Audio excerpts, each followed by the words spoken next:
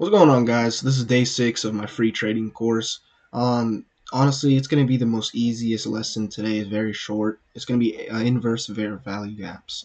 So pretty much all this is literally just fair value gaps or imbalances or any gaps in the market that just get invalidated or just pushed all the way through. Because usually these gaps are used as a retracement tool, right? Price goes into the zone or the gap and then it continues going in the same direction. Well, for inverse fair value gaps, this would be a continuation confluence.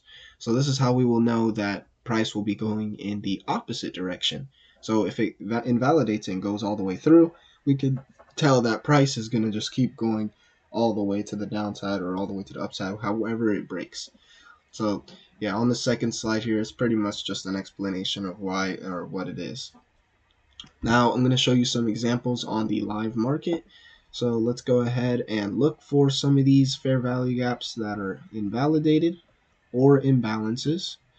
So right here, there's a gap right here that I can tell kind of got invalidated. So this one, this first candle here actually went into the zone, then closed back, but it's still bullish. You would know that if it would keep going down, that it would close bearish, but it kept closing bullish, and then it obviously closed bearish right here. But at this point, dude, we are already closed like above here. We can tell that price is gonna go here, so it most likely went down, grabbed all these gaps down here, and then kept going up. So yeah, that would be these up here. Let's just find another clean one, because that one was kind of janky. This one had two bullish and then one huge bearish one. So honestly, this would actually be a good fair value gap, not a inverse. I mean, these two were indicating that we might have been an inverse, but it didn't close fully out of it.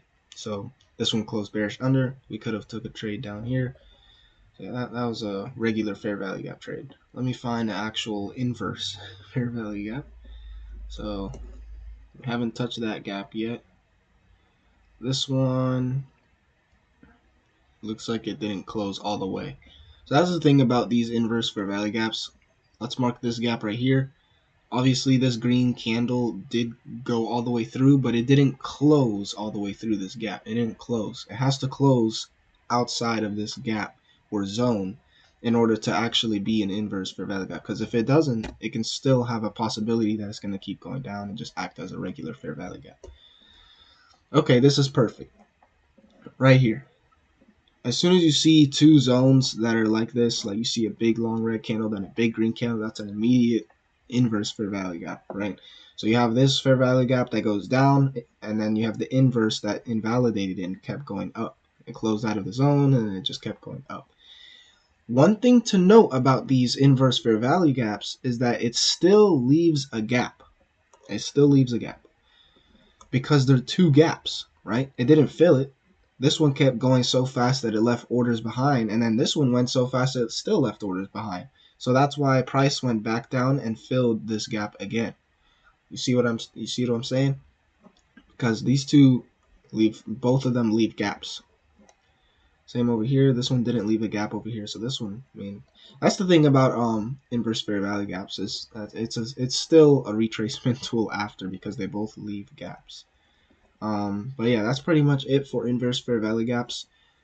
If you want homework tonight, I assign you 5 inverse fair value gaps. Try to find 5 of those on the live market, just so you can better your knowledge on them. They look pretty much just like this, just a fair value gap and then another fair value gap, but they're in opposite directions. So fair value gap that gets invalidated and pushed all the way through. Thanks for watching. I'll see you in day 7.